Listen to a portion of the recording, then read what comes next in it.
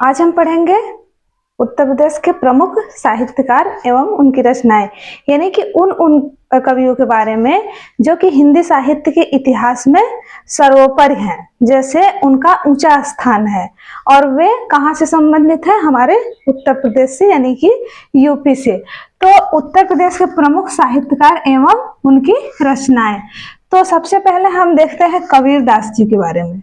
कबीरदास जी के बारे में जो कि हिंदी साहित्य के इतिहास के हिंदी संत काव्य धारा के प्रमुख कवि हैं। कबीरदास जी जो हैं वो संत काव्य धारा के प्रमुख कवि हैं। तो इनकी जो रचनाएं हैं साखी, शबद, रामायणी, इनकी 3 रचनाएं हैं, साखी, शबद, रामायणी। लेकिन इनका संकलन जो है वो एक रचना से माना जाता है, वो रचना है बीजक, और रचना है बीजक। तो कभी कभी पूछ लिया जाता है कि बीजक के संकलन कर्ता कौन थे। कबीरदास जी ने खुद ही कहे हैं कि मसी कागज छुए नहीं, कलम गई नहीं हाथ, यानी कि मैं कागज कभी नहीं छुआ हूँ और मेरे हाथ में कलम कभी नहीं गए। तो कैसे फिर उन्होंने रचना की? तो अपनी विद्वता से, मतलब अपनी विद्वता से वो क्या करते थे, कबीरदास जी एक समाज सुधारक भी थे और एक साहित्यकार भी थे, एक संत पुरुष भी थे। तो उन्होंने, उनकी जो रचना है बीजक, तो उनके शिष्य जो थे उनका नाम था धर्मदास।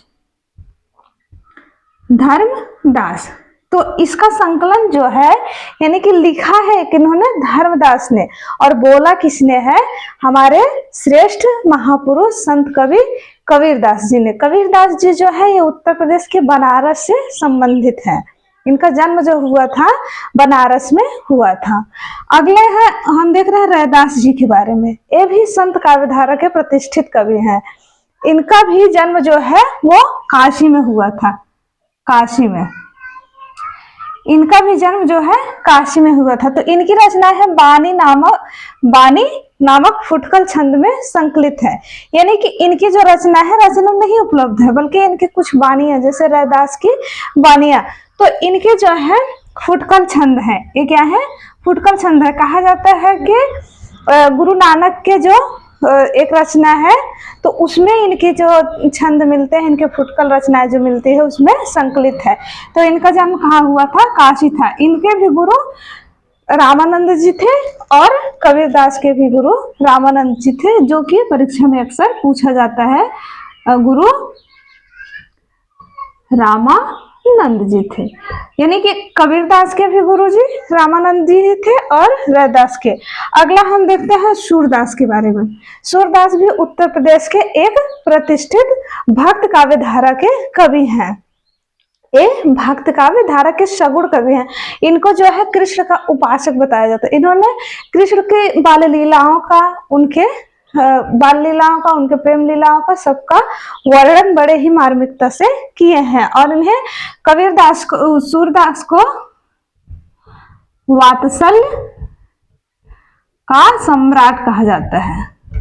सूरदास को वात्सल्य का सम्राट कहा जाता है। इनको जो है आचार्य रामचंद्र शुक्ल जी कहते हैं कि सूरदास एक ऐसे कवि थे जो कि वात्सल्य का कोना कोना झांक आए थे। तो इनको वात्सल्य रस का सम्राट कहा जाता है। ये भी उत्तर प्रदेश के प्रतिष्ठित भक्त काव्य धारा के कवि थे। तो अगला हम देख रहे हैं मुंशी प्रेमचंद जी के बारे में। तो सूरदास के गुरु का नाम अक्सर पूछ लेता है परीक्षा में, सूरदास के गुरु का नाम पूछ लेता है। तो इनके गुरु का नाम जो था वो था वल्लभाचार्य।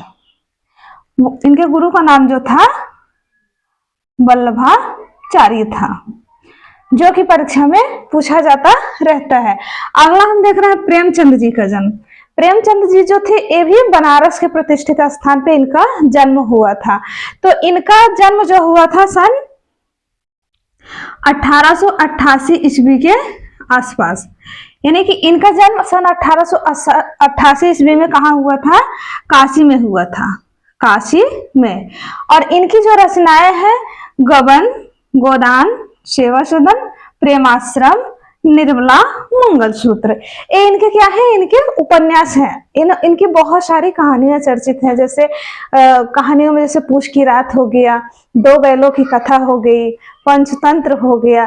तो ये हमारे जो हिंदी के प्रमुख उपन्यासकार यानी कि साहित्यकार जो मुंशी प्रेमचंद जी हैं, इनका जन्म जो है काशी में हुआ था 1888 के आसपास में। अगला है हम केदारनाथ जी के बारे में देख रहे हैं। केदारनाथ जी क्या है, उत्तर प्रदेश के प्रतिष्ठित कवि हैं।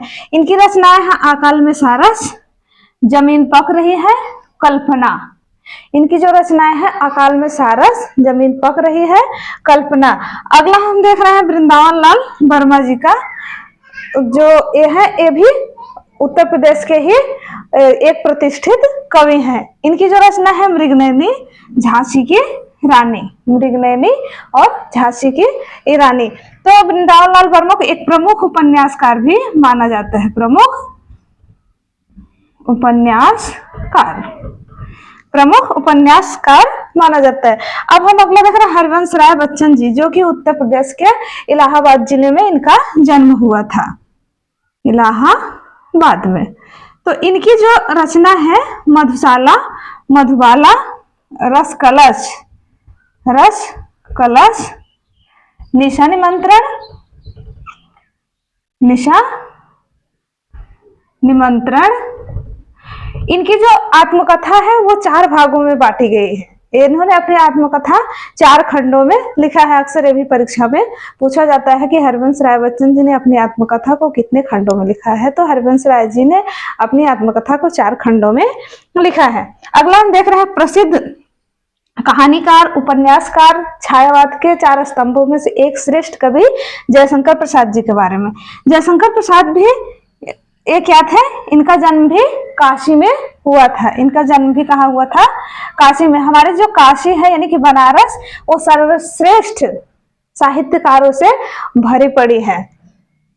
तो इनकी रचना है कामायनी, कंकाल, तितली, इरावती। ये इनके क्या है, इनके उपन्यास है। और इनकी जो कहानी है पुरस्कार, इंद्रजाल, ये सब इनकी कहानी है। और अगला हम देख रहे हैं हजारी प्रसाद द्विवेदी जी की। हजारी प्रसाद द्विवेदी जी की रचना जैसे है बाणभट्ट की आत्मकथा, अनामदास का बाणभट्ट की आत्मकथा, अनामदास का पोथा, अनामदास का पोथा। और एक और रचना है इनकी पुनर्नवा, और एक और इनकी रचना है चारुचंद्र लेख। इनका हजारी प्रसाद जी का जन्म जो हुआ था वो रायबरेली के निकट में हुआ था, उत्तर प्रदेश के। ये भी प्रतिष्ठित कवि हैं। अगला हम देख रहे हैं राहुल संस्कृत्या। इनको कहा जाता है अथातो घुमक्कड़ी, यानी कि इनका जन्म हुआ था वोल्गा से। इनकी एक रचना है वोल्गा से गंगा। और अगला महादेवी वर्मा। महादेवी वर्मा यानी कि आधुनिक युग की मीरा। इनके बारे में तो हम सब कोई जानते हैं। इनकी रचना है जैसे इनकी रचना है यामा, रसिम, निर्झा, निहार, संध्या गीत। इनकी प्रमुख रचनाएं हैं। तो इनका भी जन्म जो है उत्तर प्रदेश में 1907 में हुआ था। आज हम पढ़े उत्तर प्रदेश के प्रतिष्ठित साहित्यकार एवं उनकी रचनाएं।